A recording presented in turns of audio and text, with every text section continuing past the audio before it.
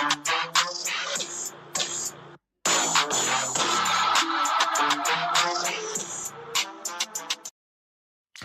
up? It's time. Thursday, JBP, the John Browner Podcast. As usual, the John Browner Podcast here every day, Monday through Friday, 10 through 11 o'clock, or however long it goes if we get a guest. I got a good show today.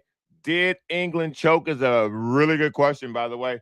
And is Caitlin Clark hurting the WNBA? What is up? What is up? What is up, man? Yesterday's game was probably the first time in soccer I had an experience where I agreed with everyone else. Sometimes the people who watch the sport feel a particular way about it, and then you get a whiff of what they like, and you go, oh, now I understand. That happened to me yesterday. I'm going to break that down. And I told y'all yesterday, I had a topic to talk about at the very end of the show, but I'm going to save it for today because I wanted to get the video. I wanted to show you proof. And then last night, more proof came out. And so now I have that proof to show you. But as we get rolling on the show, as always, I want to start the show with the same thing. If you want to be a part of the show, head over to the John Browner Podcast at gmail.com. That is how you make your way onto this very program. Now, I'm going to tease something that I'm not 100% sure it'll happen or not. We may or may not have a guest today. He told me he's got a meeting, so we'll see if he can join. Let me make sure that's exactly what he said. Yeah. So he said he had a meeting at 10, and if he can get out early, he'll come. I'll wait and let you see who the who is. But outside of that, on the show, as we are always attempting to grow, we'd like for you to like it. We'd like for you to subscribe it. We'd like for you to share it. We'd like for you to retweet it, re-X it, or whatever they're calling it these days. The John Browner Podcast is growing because you are helping it grow. And because of that, we are on the road to 500. On the road again. Again, I'm going to put the JBP up there. I don't know the Balboa Park Zoo thing. Again, the graphic is going to get some work. But by the time it does, hopefully we'll be at 500, man. Hopefully be at 500. I'm working on a couple of things, and I'm trying to move the party forward. I'm trying to up the guest list. But you guys can help that by heading over to the Sporting Tribune as well. Like the Sporting Tribune, follow the Sporting Tribune, because I'm also a member of the Sporting Tribune Tonight, which is a sports show that pretty much covers everything that happened during the day that's Southern California and West Coast related. So do your boy a favor. Hop on that too. Hop on that thing too. That's all I'm saying. And in addition, and last but not least, I don't even know what that is. I forgot what the last but not least was. Shout out to the chat pack. Let me hit this chat pack real quick before we get into what I want to talk about, which is yesterday's game, which was absolutely phenomenal. Shout out to the chat pack. Andre Prado, what's good, bro? What's good, bro? All right, let's get down to business here, okay? Let's get down to business. Where we at? Did England choke? Did England choke? I don't know a lot about the sport. I know a good choke when I see one. I don't know a lot about the sport. I know prevent defense when I see it. I don't know a lot about the sport. I know when I can see poor coaching. Like, you don't need to know strategy to watch if you watch a full game, you don't need to know a lot of strategy to know something's changed. Like, I don't know England's manager. He seems to be a firebrand type of guy. The term park the bus is very big in soccer. I would say they park the bus, the plane, whatever, the bike, the scooter. They parked everything. They parked everything. I thought watching that game, and shout out to Coach and shout out to Andre for bringing it up. I thought when they scored, like, let me back up a little bit before I even get to when they scored.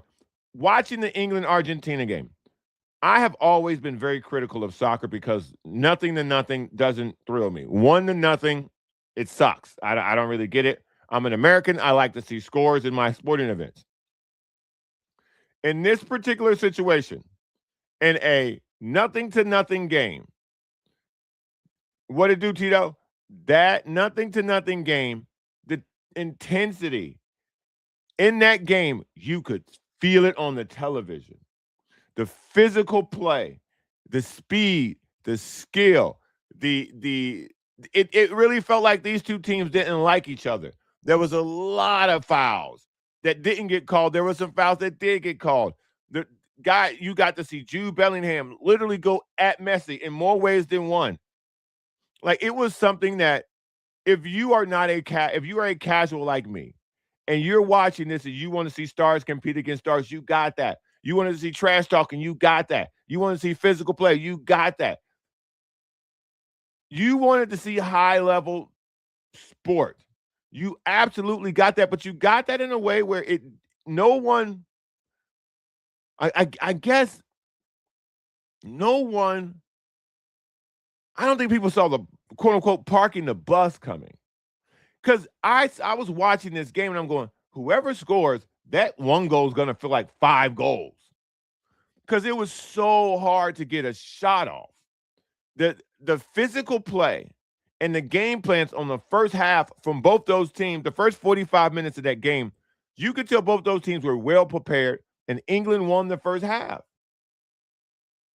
Like, it was tough to line things up. It was tough to get the ball in the box and even get a shot off. So for England to score, and then, by the way, when England scored, that building went crazy.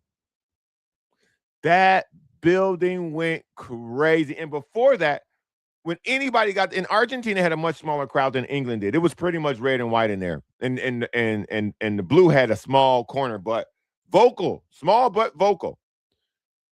And when England scored that goal, it felt like 3 goals. It really did. And so when it appeared as if Argentina, like, they live for this.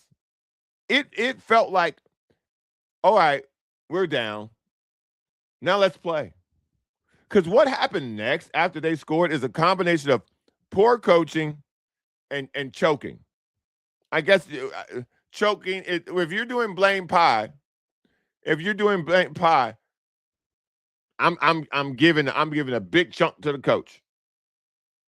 I'm giving the blame pie so much to the coach, he gonna have some leftovers to take home. I heard about Harry Kane all throughout this tournament. Harry Kane gave me nothing yesterday.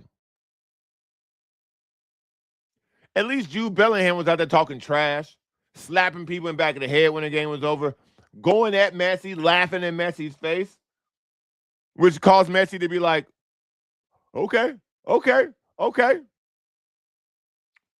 Flames. So the argument throughout this tournament has been, and I guess throughout soccer, is who's the better player, Ronaldo or Messi? And it's pretty renowned now that the answer is Messi. And at some point, I think in this World Cup, in the next game versus Spain, there's going to be a moment where Lionel Messi does the Jordan Utah shot.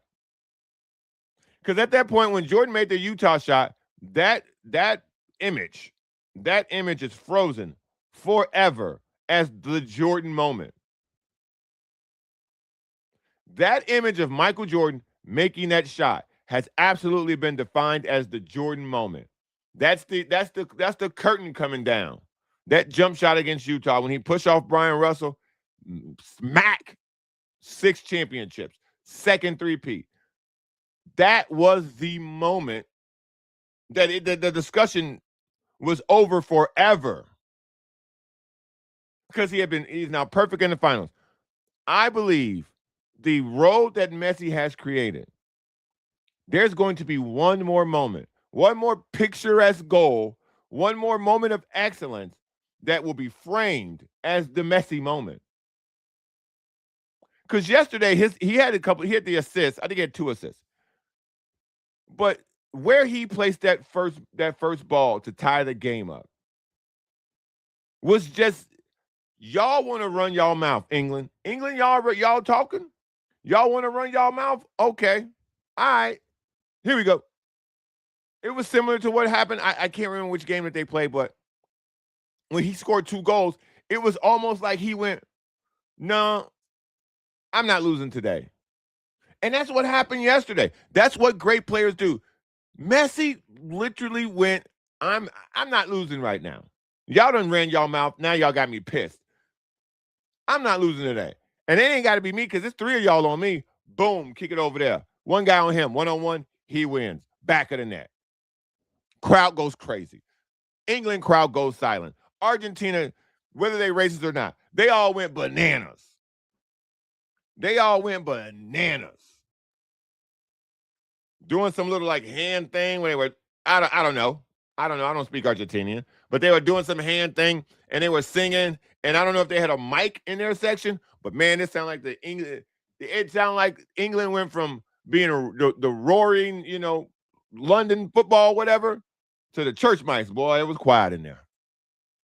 It was quiet in there. And I think as an England fan, they were watching that game and they were going, what are we doing? Why are we backing up? What are we doing? Bam, another goal. Game time. Then I think it was like the 92nd minute. But what England was doing, the pressure, the constant pressure that they were putting in the box, and it seemed as if England was just they had resigned to, okay, we can hold court now. We can score. I think they scored in the 60th minute. Let me double check. But I think England scored in the 60th minute or something like that. And after that, bro, they just timed out. They just utterly timed out. Let me see. Summary. Yeah, so for England, Anthony Gordon scored in the 55th minute. And then, Lautaro Martinez scored in the 90th minute with 92nd minute because it was 2 minutes of penalty time. But before he got that goal, it looked as if they were going to score again because the pressure that they were putting on England's defense, who had just they were on their heels. I'm firing whoever's in charge. As a country, you got to be pissed because y'all had that game. England had that game. I don't know where England Graham is today. He probably crying in his tea and crumpets or whatever they drink over there or eat over there or whatever that is. But bruh, it's a sad plate of fish and chips today, baby. Because y'all had that one. Y'all had that one indeed. Just to have it, I guess just to park the bus and watch them.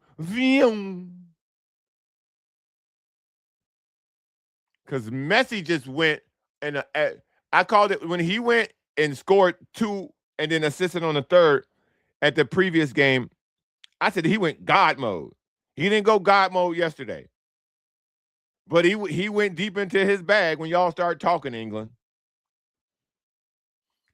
And I told y'all, and this didn't change, by the way. After this game, I walk away from this game liking Jude Bellingham more than I did before. Because one thing I can tell you about Jude Bellingham, he gonna play hard and he gonna talk. Jude Bellingham know he good, he gonna tell you. He just not on the Messi level. Jude Bellingham learned there's certain things, there's certain people you just don't really talk to during the game. You just play your game. I think Jude Bellingham learned that, all right, there's another level to this that I'm not there. Because in the second half of that game, he did nothing other than run his mouth. In the entire game, I really felt like Harry Kane didn't do anything but, be on the field. I was sold a lot of Harry Kane stock, man. I was sold a lot of Harry Kane stock by y'all being a soccer people. Y'all sold me 2 people. At the end of the day, I'm suspicious of y'all soccer crowd. Y'all sold me Harry Kane, And y'all also sold me, you know who. Y'all also sold me somebody who shall not be named. And both of those dudes y'all sold me did nothing. I saw nothing from Harry Kane. What it do, Biggie? He says Mike didn't push off. Maybe Messi won't push off, but I think there's another. I think that there is another moment somewhere in the mix here. I really do. I believe this tournament has really. Again, I didn't know there was a conversation in this tournament. Messi has solidified that he's better than Ronaldo. I mean, even watching Portugal, Ronaldo was good, but he wasn't doing this. Ronaldo wasn't doing none of this, bro. This is next level. There are a couple of games in the group play. I thought Ronaldo's teammates hated him. Like Messi has a quality that you can tell that team, those players, they're moving as one. They're fighting as a unit. They're playing as a group. Portugal didn't look that way. And that says something about your leader. That says something about the organization that you running with. That says something about the team that you're on. I felt that yesterday. I 100% felt that yesterday. That collective team effort, you can't get that done without a team effort. You can't get that done without people. You can't get that done without other dudes.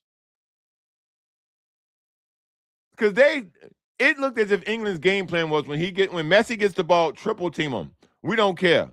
Don't let him beat us. And he ended up beating you anyway. That was great. That was great, man. Because I've given soccer so much shit. Oh, nobody wants to watch a nothing game. I'd rewatch that nothing first half.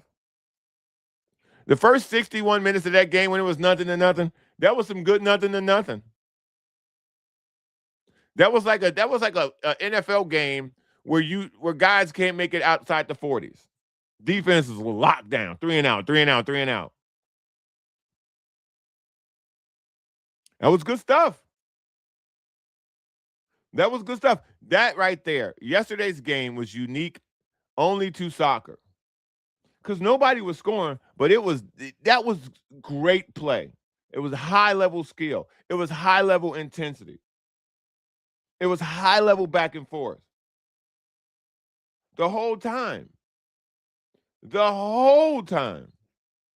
So I got nothing but love and respect for what I saw yesterday, man. Nothing but love and respect for what I saw yesterday. And as far as England parking the bus, buddy, when you get home after you park that bus, I think you're gonna find that you're gonna have to sign up with another bus company, whoever that coach is for England. I think that's it for you, buddy. You can't get that close. You can't get that close and then get scared. You can't. You cannot get that close in professional sports and then get scared. That's not the way. That's not the way at all. So I don't know. But that was good soccer yesterday. That got me to the championship. I want to see Spain and Argentina. This would be a really good game. There's always this photo going around of Messi holding. I guess the kid's name is Yamin Amal or whatever, something along those lines. There's a picture of Messi holding him as a baby. That guy's gonna be playing against Messi in the World Cup come the 18th. I think the final game's the 18th. I think it is. 19th? Sunday. So yeah, Tuchel. I think that's his name, Tuchel. I think there's their manager. Tuchel. Fired, bruh. Fired. Ain't no way, bruh. Ain't no way. Ain't no way you came that far to get scared. Ain't no way. I've been told. I've watched Jude Bellingham just ball out. There's no way y'all told me Harry Kane supposed to be so great, and y'all quote unquote parking the bus, bro. Y'all going full prevent defense. Ain't no way with a 1-0 lead. Now, again, watching that game, that one felt like three because of the way the first 60 minutes of that game was played. That one felt like three. But when you got somebody on the other side, like Lionel Messi, bro, you can't go prevent. You got to bury folks. You got to cut off folks' heads, bro. And they went soft. Bro. At the end of the day, they choked.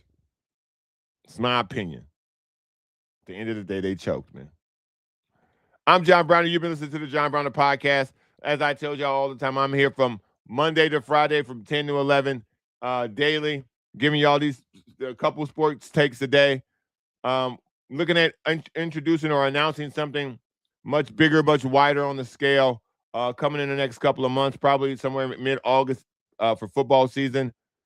Partnerships, and the show's really I'm going to try to elevate this thing come football season so we can, get it more of a feel of what y'all used to seeing. More guests. The show coming to you in a way that you're more likely to see from a football. More takes. I might expand the show. I might not. I think it's good at an hour. I think the show is really good at an hour. It gives me an opportunity to punch a couple things, have a guest on. They can punch a couple things, and then we get out of here and we let y'all get to the rest of y'all day. But like I said, continue to like the show, continue to subscribe to the show, continue to share the show on X. Shout out to my friends over here at the Sporting Tribune. Continue to make that happen live on their X account right now. Shout out to Raj McCarthy and all the guys over there. Last but not least, I told y'all about this yesterday. I was going to talk about this at the end. What I don't even know where to begin with this. Because the question I asked is Caitlin Clark hurting the WNBA? But the question of if Caitlin Clark is hurting the WNBA, it asks the question, is there such thing as bad publicity? Is there such thing as a negative eyeball on your sport or your product? See, unlike selling a product, when you're selling a sport, you need, first and foremost, you need eyeballs to the television. Because the eyeballs to the networks create network contracts, which then create sponsorship dollars.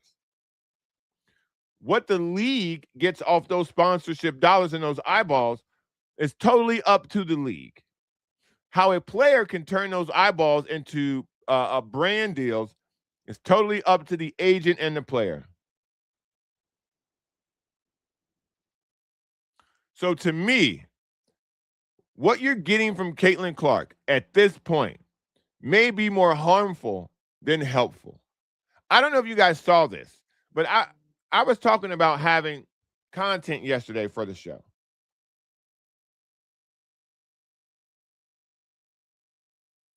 I was talking about the content for the show yesterday. And as the show was ending, I kind of went, I want to talk about something because I said, I don't know, I will save it for tomorrow. And when I tell you, Caitlin Clark gave me more content literally last night that I'm glad now I didn't talk about it yesterday. So if you're a sports fan in this time of the year, you have seen some report of Caitlin Clark either being aggressively fouled, which has led to a weird, we're never watching football again because the Colin Kaepernick crowd showing up in the WNBA as the white knight for Caitlin Clark and the defenders. So the Indiana Fever's fan base now consists of congressmen who write letters to the WNBA about sicking the U.S. intelligence services on the league. They basically said, hey, man, if y'all don't cut this out, we're going to sick Todd Blanche on y'all. We're going to get the Department of Justice involved if you guys don't stop fouling Caitlin Clark. This is the real thing, by the way. Senators wrote this, signed this. I talked about this on the show. You have the Colin, we'll never watch football again because of the Colin Kaepernick crowd now rooting for Caitlin Clark, which has now resulted in a man losing his job for going into, I think it was Alicia Gray's direct messaging with very disgusting racial remarks to her, in which she put it on the internet. Because when I did that, Instagram docked me, but I digress. These things that were said to her, she posted them. That then turned out to get that guy fired from his job, because that happens too when you say something crazy on the internet. So to me, the question has become, is Caitlin Clark hurting the WNBA? Here's exhibit, 97,000 at this point.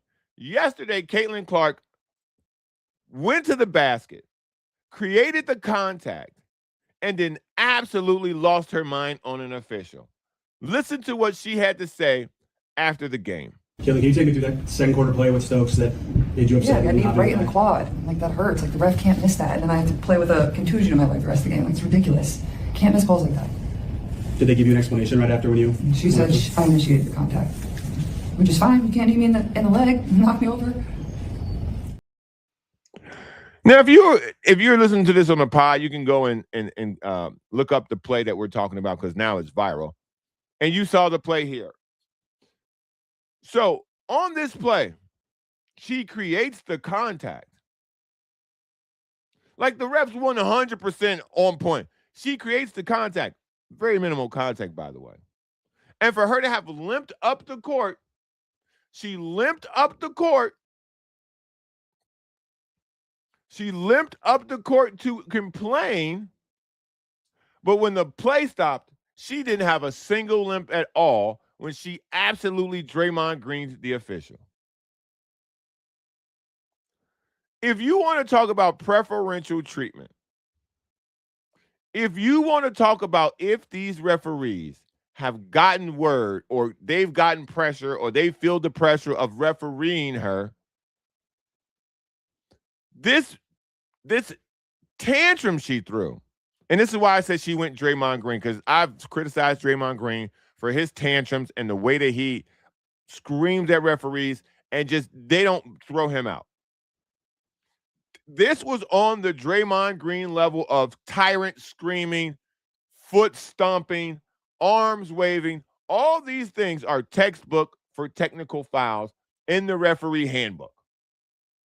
She made a clear hand display and gesture toward the referee, waved her arms at the referee, then proceeded in a beeline to the referee, screaming her head off in the referee's face. And yet, by the way, this is my favorite part, and this is when I tell you,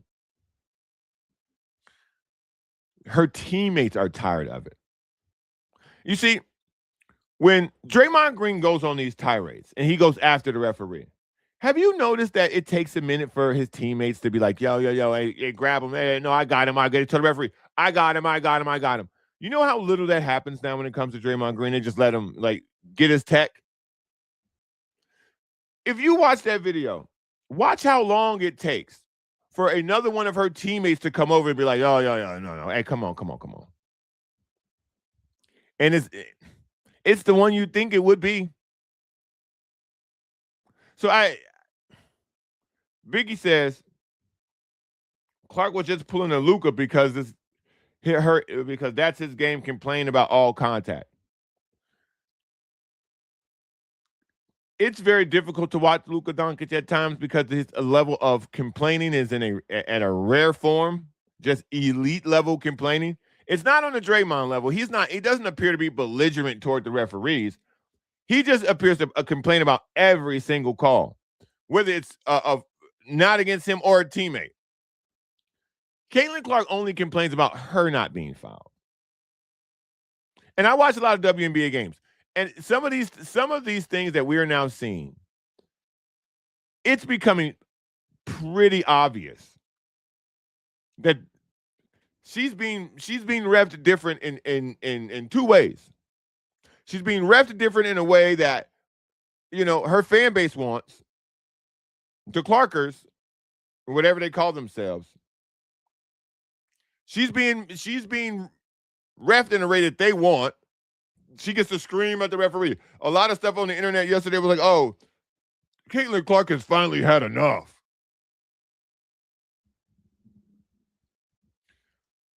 She creates the contact, falls to the ground. There's a compilation of falls that she took at Iowa, but it is it's almost like you watching a replay. If you look at, I can't remember who made this compilation, but I saw a compilation on X. So just go and look at Caitlin Clark Iowa fouls. I think something along those lines. Type that into X and see what you get. Actually, I'll do it. Hold on, let me see. Because if you see these things, let me see. Falls. If you see this compilation, bro, you're gonna die laughing. It is all the times at Iowa. It's all the times at Iowa when she fell down and just, looks like somebody shot her. I can't find it right now, but it's out there. So to me,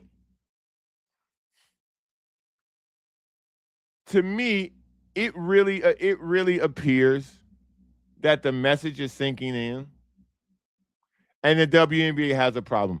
The Caitlin Clark effect in the WNBA was awesome year one. It was unbelievable year one. It was wholesome. It was what the game needed. It allowed them to ascend to another level. It gave the game the boost of energy that it needed. The WNBA absolutely needed a boost of energy. They needed a shot in the arm. You had Diana Taurasi, who was getting up in age. You had Sue Bird, who was getting up in age. And so there were women who you could recognize in the WNBA as professional basketball players, legends heading toward the end of their career. Sylvia Fowles is one of those people. There are legends in the WNBA that they were coming to the end of their career. Candace Parker, and they needed another face. They needed another level of energy. They needed a shot in the arm to come into the league and to get people's attention. And none of us knew who Caitlin Clark was. I say us because I was included. None of us knew who Caitlin Clark was until Angel Reese put her finger in her face and did this. And Angel Reese only did this to Caitlin Clark because Caitlin Clark had done that in the previous game to one of Angel Reese's friends. So as Angel Reese was on her march to the championship, she gave it to Caitlin smooth. And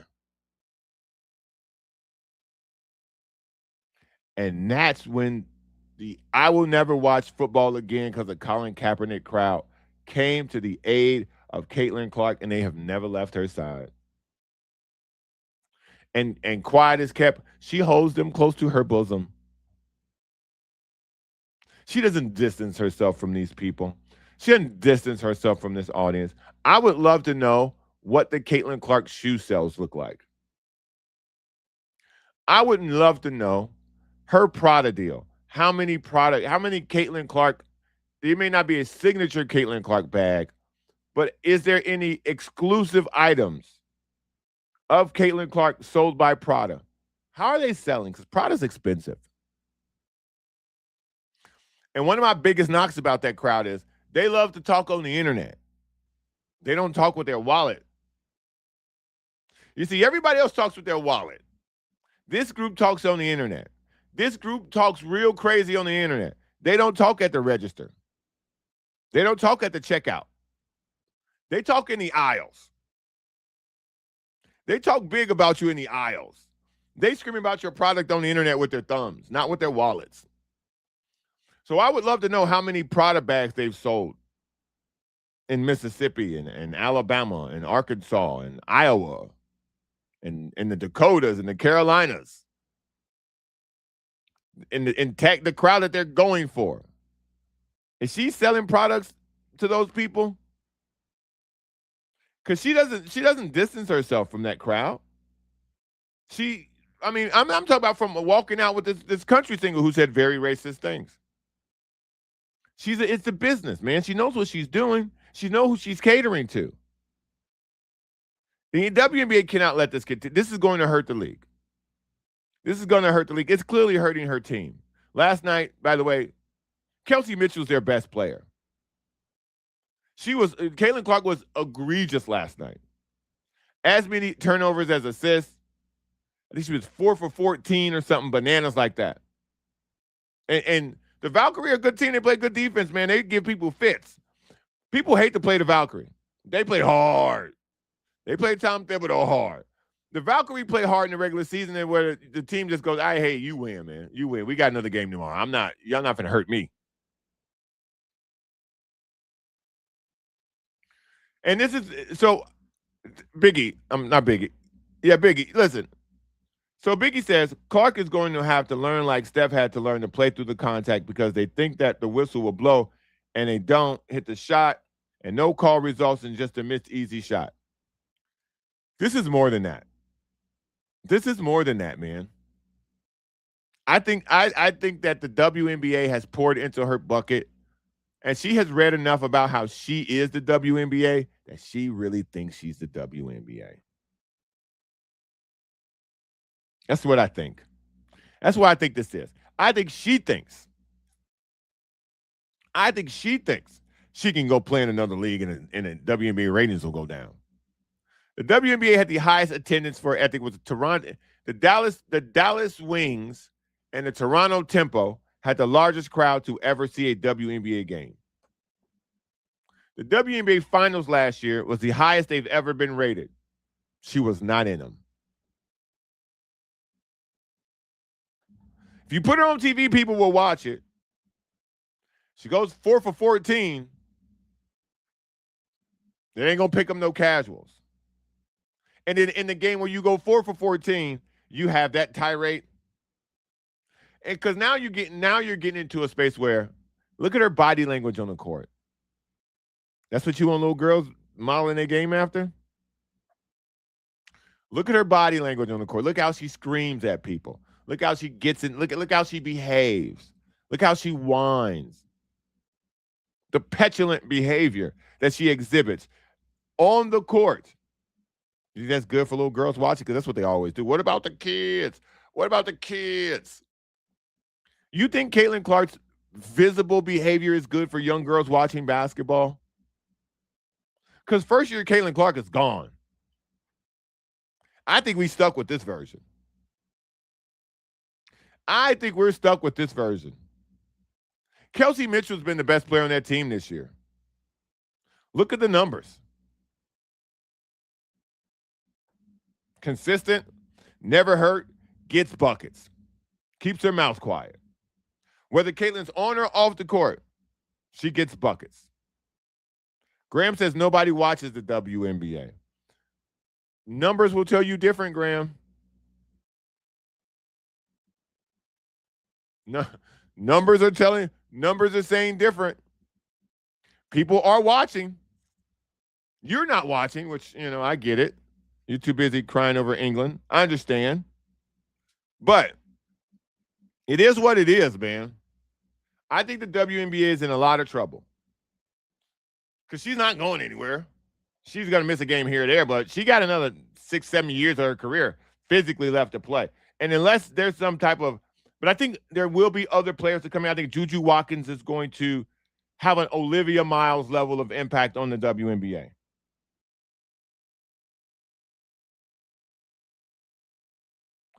Biggie, correct. This is the most popular the W has ever been. And it's only going to get more popular if the WNBA promotes their stars correctly. Put Caitlin Clark on television every chance you get. Put Olivia Miles on television. Put Angel Reese on television. It looks clunky, but she has name recognition. Put the Las Vegas Aces on TV every chance you get. Put the Sparks on TV every chance you get. Use your large markets. Toronto's not very good, but they can pack a house. Melina Mabry can shoot that thing, boy. So Golden State, the Valkyries sell out every single game. Every home game they sell out. That's the level of support that you need for the WNBA. That's why some of their markets that they're in are changing. The Connecticut Sun team is moving for a reason. It has operated at a loss for a very long time. Graham, I'm going to put Graham's comment on the screen because this is a talking point. It operates at an average of loss of $10 million a season. It used to be worse than that. It's now 100%. Understand what I'm saying, Graham. It's a subsidized league. It cannot stand on its own without the NBA. But that doesn't mean people aren't watching it. That doesn't mean their finals wasn't the highest watched finals they've ever had. That doesn't mean that their viewership is up. That doesn't mean that they can't be subsidized, but their new contract that they got from ESPN, I think it was ESPN and I think it was Prime, Amazon Prime. Their new contract allowed for their new CBA for folks to put money in their pocket. Their contracts went up. So I want to see what their revenue is at the end of this year when they get that contract money then hits the books. At the end of this year, Graham, come back to me with that $10 million loss number and we'll see how it looks and sounds. Because they've added a whole nother team. That creates revenue. Now, again, these books might have a little cooking in them. But nonetheless, you're finna add that Amazon money in, you're finna add that ESPN money in, and you're finna add that new contract, that new CBA in. An expansion team, and they got 2 more expansion teams coming. So the fact that they have lost $10 million on average a season, I think that number is going to change next year. So that talking point is going to be out the window soon, Graham. It's going to be out the window soon. Biggie, I've been talking about Olivia Miles for about 2 months now, bro. Olivia Miles is the truth. She out there hooping. Paige Beckers is hooping this year. Angel Reese is hooping this year. Again, it looks different. It looks clunky, but she's setting records. Angel Reese is setting records. Setting WNBA records. It just looks ugly. It's not a cute brand of basketball. But she's a star in her own right. All-star. Again. Leading the Atlanta Dream. So it's good basketball out there, man, if you like basketball. These women are playing high-level energy basketball.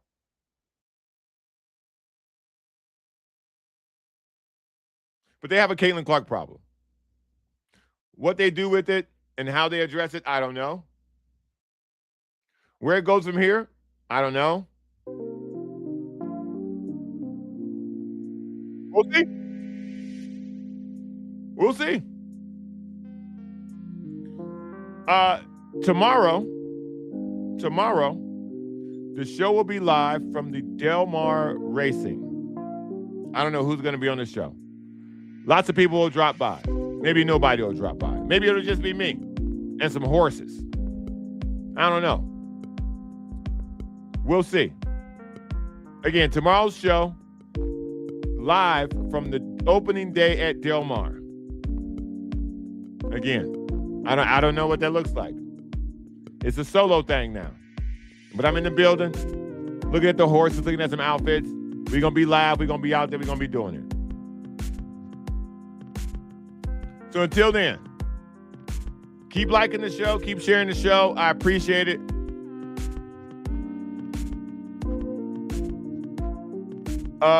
Biggie just made a comment that I was going to say something about, but I don't want to get myself in that kind of trouble. I'm out of here, y'all. I'll see y'all tomorrow. Live from the Del Mar Racetrack on opening day, y'all. Peace.